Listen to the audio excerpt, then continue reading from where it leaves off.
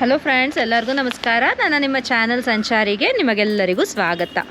Friends, ಈಗ ಎಲ್ಲೆಡೆ ಎಲ್ಲಿ ನೋಡಿದ್ರು, ಯಾವ ನ್ಯೂಸ್ ಚಾನಲ್ ನೋಡಲಿ, ಯಾವ ಟಿ ವಿ ಚಾನಲ್ ನೋಡಲಿ, ಯಾವ ರೀಲ್ಸ್ ನೋಡಲಿ, ಯಾರು ಬಾಯಲ್ಲಿ ನೋಡಲಿ, ನಡೀತಾ ಇರೋದು ಒಂದೇ ವಿಷಯ. ಏನು ಹೇಳಿ? ಮಹಾಕುಂಭಮೇಳ ಅಲ್ವಾ? ನಮ್ಮ ಭಾರತದ ಉತ್ತರ ಪ್ರದೇಶದಲ್ಲಿರುವ ಪ್ರಯಾಗ್ರಾಜಲ್ಲಿ ಈ ಬೃಹತ್ ಹಬ್ಬ ಅಂತ ಹೇಳ್ಬೋದು. ಈ ಬೃಹತ್ ಹಬ್ಬ ಕುಂಭಮೇಳ ನಡೀತಿದೆ. ಸುಮಾರು 40 ಕೋಟಿ ಜನರು ಈ ಹಬ್ಬಕ್ಕೆ ಸೇರ್ತಾರೆ ಅಂತ ಉತ್ತರ ಪ್ರದೇಶ ಸರ್ಕಾರ ತಿಳಿಸ್ಕೊಟ್ಟಿದ್ದಾರೆ. ಇಂತಹ ಬೃಹತ್ ಹಬ್ಬ ಅಲ್ಲೇ ಏನಕ್ಕೆ ನಡೀತಿದೆ? ಇಷ್ಟಕ್ಕೂ ಮಹಾಕುಂಭಮೇಳ ಅಂದರೆ ಏನು? ಇದರದ ವಿಶೇಷತೆ ಏನು? ಇತಿಹಾಸ ಏನು? ಹಾಗೂ ಅಷ್ಟು ಜನ ಸೇರ್ತಿದ್ದಾರೆ ಅಂದರೆ ಅಲ್ಲಿ ಸರ್ಕಾರ ಮಾಡಿರುವ ಅರೇಂಜ್ಮೆಂಟ್ಸ್ ಹೇಗೆ, ಸಿದ್ಧತೆ ಹೇಗೆ ಮಾಡಿದ್ದಾರೆ, ಎಲ್ಲವನ್ನು ಈ ವಿಡಿಯೋ ಮೂಲಕ ನಾನು ನಿಮಗೆ ತಿಳಿಸ್ಕೊಡ್ತಾ ಇದ್ದೀನಿ. ನಾನು ನಿಮ್ಮ ಸಂಚಾರಿ. ಬನ್ನಿ ನೋಡೋಣ ಕುಂಭಮೇಳದ ವಿಶೇಷತೆ.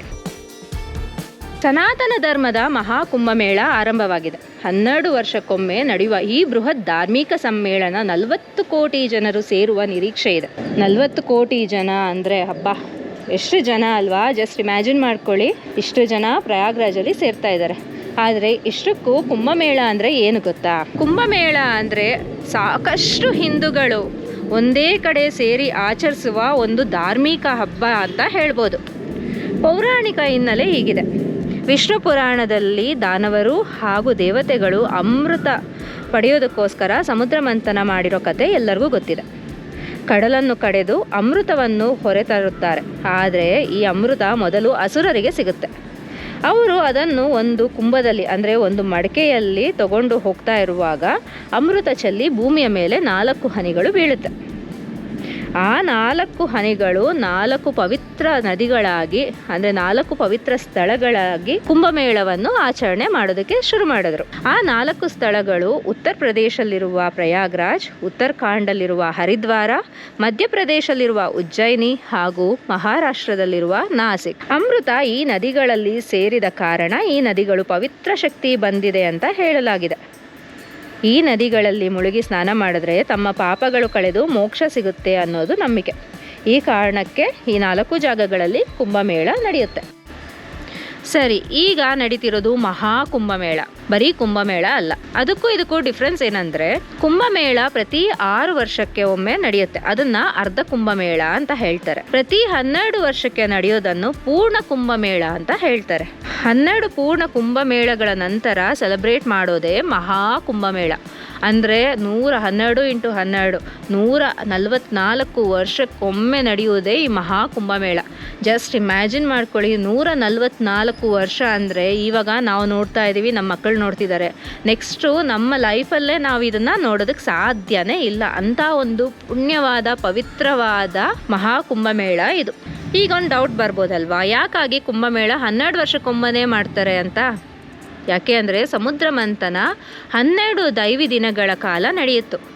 ಅಂದರೆ ಮಾನವನಿಗೆ 12 ದೈವಿ ದಿನಗಳು 12 ವರ್ಷಗಳ ಕಾಲ. 12 ವರ್ಷಕ್ಕೊಮ್ಮೆ ಕುಂಭಮೇಳ ನಡೆಯುತ್ತೆ. ಫ್ರೆಂಡ್ಸ್, ಉತ್ತರ ಪ್ರದೇಶದಲ್ಲಿರುವ ಪ್ರಯಾಗ್ರಾಜ್ ಎಷ್ಟು ಪವಿತ್ರ ಅಂದರೆ ಗಂಗಾ, ಯಮುನಾ, ಸರಸ್ವತಿ 3 ಪವಿತ್ರ ನದಿಗಳು ಸೇರುವ ಸಂಗಮವಿದು.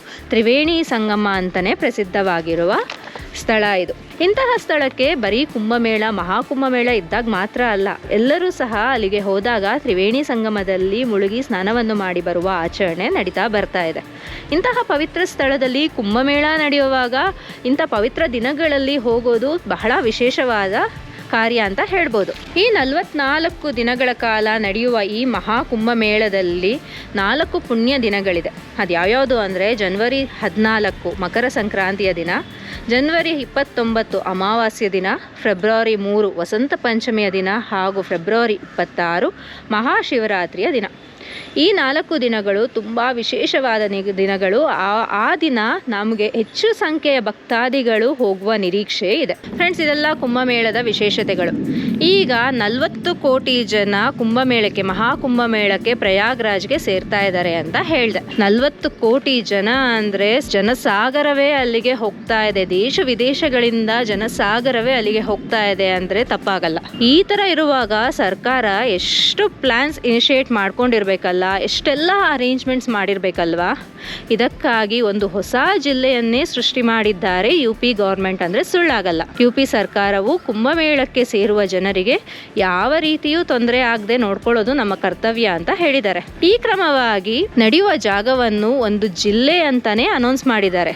ಕುಂಭಮೇಳ ಕಾಂಪ್ಲೆಕ್ಸ್ ತಾತ್ಕಾಲಿಕವಾಗಿ 76ನೇ ಜಿಲ್ಲೆಯಾಗಿದೆ. ಇಲ್ಲಿಗೆ ಎಲ್ಲಾ ಅಧಿಕಾರಿಗಳು ಇದ್ದಾರೆ. ಇನ್ನು ಬಂದ ಭಕ್ತಾದಿಗಳಿಗೆ ಆಶ್ರಯ ಒದಗಿಸೋಕೆ 10,000 ಎಕರೆ ಜಾಗದಲ್ಲಿ ಮಹಾಕುಂಭ ನಗರ ಅನ್ನೋ ಪುಟ್ಟ ನಗರವನ್ನೇ ಸೃಷ್ಟಿಯಾಗಿದೆ. 1,60,000ಕ್ಕೂ ಹೆಚ್ಚು ಟೆಂಟ್ಗಳು ಇಲ್ಲಿ ನಿರ್ಮಾಣ ಮಾಡಲಾಗಿದೆ. ಇಲ್ಲಿ ಡಿಫ್ರೆಂಟ್ ಸೆಕ್ಟರ್ಸ್ ಆಗಿ ಬ್ರಿಡ್ಜ್ಗಳನ್ನು ನಿರ್ಮಾಣ ಮಾಡಲಾಗಿದೆ.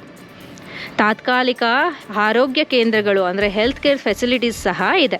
ಇಷ್ಟೆಲ್ಲ ಜನ ಸೇರ್ತಿದ್ದಾರೆ ಅಂದರೆ ವೇಸ್ಟ್ ಮ್ಯಾನೇಜ್ಮೆಂಟ್ ಮುಖ್ಯ ಅಲ್ವಾ. ಈ ವೇಸ್ಟ್ ಮ್ಯಾನೇಜ್ಮೆಂಟ್ಗೋಸ್ಕರ PARC ಬಾಬಾ ಆಟೋಮಿಕ್ ರಿಸರ್ಚ್ ಸೆಂಟರ್ ಹಾಗೂ ನಮ್ಮ ಇಸ್ರೋ ಸೇರಿ ಪ್ರತ್ಯೇಕ ವ್ಯವಸ್ಥೆಗಳು ಮಾಡಿದ್ದಾರೆ. ಈಗ ನೆಕ್ಸ್ಟ್ ಬರೋ ಯೋಚನೆ ಏನು, ಇಷ್ಟು ಜನ ಸೇರ್ತಿದಾರಪ್ಪ, ಅಲ್ಲಿ ಹೋದರೆ ನಮ್ಗೆ ಹೇಗೆ ಸೇಫಾಗಿರ್ತೀವ, ಎಷ್ಟು ಕಷ್ಟ ಆಗ್ಬೋದು, ಸೇಫ್ಟಿ ಇರುತ್ತಾ ಅನ್ನೋದು ಬರುತ್ತಲ್ವಾ. ಯು ಪಿ ಸರ್ಕಾರ ಭದ್ರತೆ ವ್ಯವಸ್ಥೆಯಲ್ಲಿ ತುಂಬ ಜಾಗೃತರಾಗಿ ಇದ್ದಾರೆ. ಅನೇಕ ಸಾವಿರ ಪೊಲೀಸರು, ಸೆಕ್ಯೂರಿಟಿ ಭದ್ರತಾ ಸಿಬ್ಬಂದಿಗಳು 7 ಹಂತದಲ್ಲಿ ಭದ್ರತೆಯನ್ನು ಒದಗಿಸಿದ್ದಾರೆ. ಅನೇಕ CCTV ಕ್ಯಾಮ್ರಾಗಳು, ಕುಂಭಮೇಳಕ್ಕೆ ಅಂತಾನೆ ಇಂಟಿಗ್ರೇಟೆಡ್ ಕಮಾಂಡ್ ಹಾಗೂ ಕಂಟ್ರೋಲ್ ಸೆಂಟರ್ಗಳು ಸ್ಥಾಪನೆ ಆಗಿದೆ. AI ಕ್ಯಾಮ್ರಾಗಳು ಹಾಗೂ first time under water drone ಸಹ ಬಿಡಲಾಗಿದೆ. ಅಷ್ಟೇ ಅಲ್ಲ, ಅಗ್ನಿ ಅಪಘಾತ ತಡೆಯೋದಕ್ಕೋಸ್ಕರ ಅಗ್ನಿಶಾಮಕ ವಾಹನಗಳು, ಫೈರ್ ಸ್ಟೇಷನ್ ಎಲ್ಲ ಅರೇಂಜ್ಮೆಂಟ್ಸ್ ಮಾಡಿದ್ದಾರೆ. ನಮಗೆ ಒಂದು ಹೊಸ ಸಿಟಿನಲ್ಲಿ ಏನೇನೆಲ್ಲ ಫೆಸಿಲಿಟೀಸ್ ಇರುತ್ತೆ, ಎಷ್ಟು ಭದ್ರತೆ ಇರುತ್ತೆ, ಫೆಸಿಲಿಟೀಸ್ ಇರುತ್ತೆ, ಯಾವುದೇ ರೀತಿ ಆಗ್ಬೋದು, ಎಲ್ಲವನ್ನು ಇಲ್ಲಿ ತಾತ್ಕಾಲಿಕವಾಗಿ ನಿರ್ಮಾಣ ಮಾಡಿದ್ದಾರೆ. ಭಕ್ತಾದಿಗಳಿಗೆ ಅನುಕೂಲವಾಗುವಂತೆ ಮಹಾಕುಂಭಮೇಳ 2025 ಅನ್ನೋ ಆ್ಯಪ್ ಡೆವಲಪ್ ಮಾಡಿದ್ದಾರೆ. ಇದರಲ್ಲಿ ಪವಿತ್ರ ಸ್ನಾನ ನಡೆಯುವ ನದಿಘಟ್ಟಗಳು, ದೇವಾಲಯದ ಲೊಕೇಶನ್, ಬೇರೆ ಬೇರೆ ಸೌಕರ್ಯಗಳ ಸಂಪೂರ್ಣ ಮಾಹಿತಿ ನೀಡಲಾಗುತ್ತೆ. ಫ್ರೆಂಡ್ಸ್, ಕುಂಭಮೇಳ ಸ್ಟಾರ್ಟ್ ಆದಾಗ್ಲಿಂದ ನ್ಯೂಸ್ ಚಾನೆಲ್ಸಲ್ಲಿ ಲೈವ್ ಪ್ರೋಗ್ರಾಮ್ಸ್ ನೋಡ್ತಾನೆ ಇದ್ದೀವಿ. ಹಾಗೂ ಅಲ್ಲಿ ಹೋಗಿರುವ ಭಕ್ತಾದಿಗಳಿಂದ ಅಲ್ಲಿನ ಮಾಹಿತಿಗಳನ್ನು ತಿಳ್ಕೊಳ್ತಾ ಇದ್ದೀವಿ. ಎಲ್ಲರೂ ಏನು ಹೇಳ್ತಿದ್ದಾರೆ ಅಂದರೆ, ಅಲ್ಲಿರುವ ಸ್ಥಳೀಯ ಜನಗಳು ಏನು ಮಾಡ್ತಿದ್ದಾರೆ ಅಂದರೆ, ಇದೊಂದು ಸದವಕಾಶವಾಗಿ ತಗೊಂಡು ಸಿಕ್ಕಾಪಟ್ಟೆ ಪ್ರೈಸ್ಗಳೆಲ್ಲವನ್ನೂ ಇನ್ಕ್ರೀಸ್ ಮಾಡಿಬಿಟ್ಟಿದ್ದಾರೆ. ಆಬ್ವಿಯಸ್ಲಿ ಯಾವಾಗ ಗಾಳಿ ಬಂದಾಗ ತೂರ್ಕೊಳ್ಳಿ ಅಂತ ಹೇಳ್ತಾರಲ್ವ, ಹಾಗೆ ಫ್ರೆಂಡ್ಸ್, ಸರ್ಕಾರ ಎಷ್ಟೇ ಭದ್ರತಾ ವ್ಯವಸ್ಥೆಗಳನ್ನು ಮಾಡಿ, ಎಷ್ಟು ಸೇಫ್ಟಿ ಮೆಷರ್ಸನ್ನು ಮಾಡಿದ್ರೂ ಸಹ ನಾವು ಹೋದಾಗ ನಮ್ಮ ಮಕ್ಕಳು, ನಮ್ಮ ಫ್ಯಾಮಿಲಿ ಜೊತೆ ಹೋದಾಗ ಎಲ್ಲರೂ ಜೊತೆಯಲ್ಲಿರಿ. ಮಕ್ಕಳು ಸ್ಪೆಷಲಿ ಮಕ್ಕಳನ್ನ ಅಂತೂ ಕೈಯನ್ನು ಬಿಡಲೇಬಾರ್ದು. ಯಾಕೆಂದರೆ ಹಿಂಗೆ ತಿರುಗಿ ನೋಡೋ ಅಷ್ಟರಲ್ಲಿ ಮಾಯ ಆಗೋ ಚಾನ್ಸಸ್ ತುಂಬ ಇದೆ. ಅಷ್ಟು ಜನಗಳ ಮಧ್ಯೆ ಮಿಸ್ ಆದರೆ ಎಷ್ಟು ಕಷ್ಟ ಅಲ್ವಾ ಹುಡ್ಕೋದು. ಸೊ ಹಾಗಾಗಿ ಹೋದಾಗ ತುಂಬ ಜಾಗ್ರತೆಯಿಂದ ಎಲ್ಲರೂ ಜೊತೆಯಲ್ಲಿರಿ.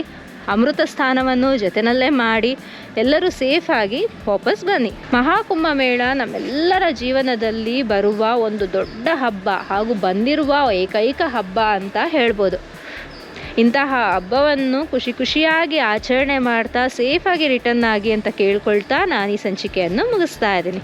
ನಾನು ನಿಮ್ಮ ಸಂಚಾರಿ, ಬನ್ನಿ ಜೊತೆಗೆ ಮಾಡೋಣ ವಿಹಾರಿ. ಧನ್ಯವಾದಗಳು.